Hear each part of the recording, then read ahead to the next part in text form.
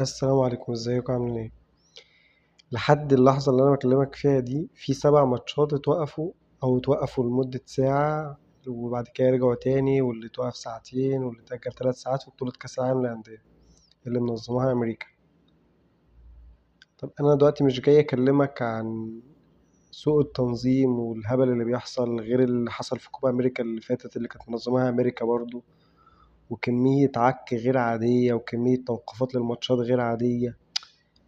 لو انت بتتكلم في بطولة مجمعة بيبقى محدد لها موعد معين تبتدي فيه وتنتهي فيه، عشان في أجندة دولية وفي دوريات هتبدأ وفي فرق عايزة تاخد راحة وفي حاجات كتير جدا.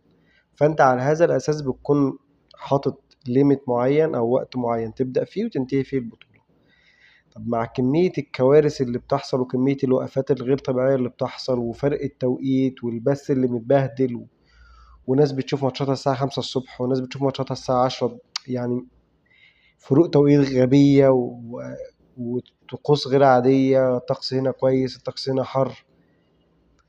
فليه أمريكا، يعني ليه أمريكا ت- تستضيف أول كأس عالم أندية؟ يعني أنت عايز تنجح البطولة بتاعتك دي أو أول نسخة تعملها، فأنت عايز تبهر العالم بيها. فليه أمريكا؟ ما أنت عندك دول أوروبا كتير، عندك قطر نجحت في كأس العالم اللي فات، في حاجات كتير أوي، في حلول كتير أوي، في بدايل كتير أوي.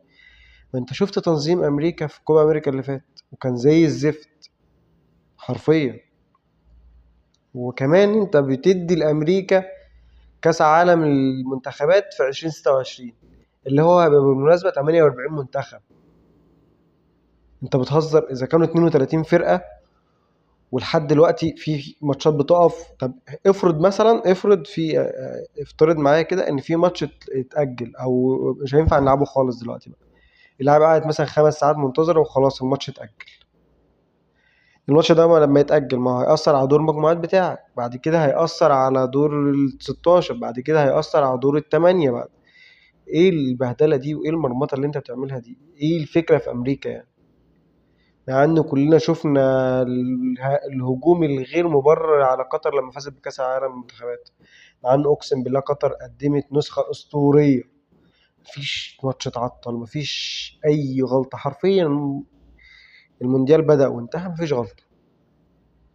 ليه امريكا بقى؟ يعني انت شفت تنظيمهم في كوبا امريكا وشفت تنظيمهم اللي زي الزفت برضه في كاس العالم للانديه. طب امال في كاس العالم المنتخبات هتعمل ايه؟ 48 منتخب وفي اجنده في وقت محدد. هل امريكا هتنجح؟ انا بصراحه مش شايف انها هتنجح بالهبل اللي بيحصل ده، وربنا يستر يعني. فكنت اتمنى ان اي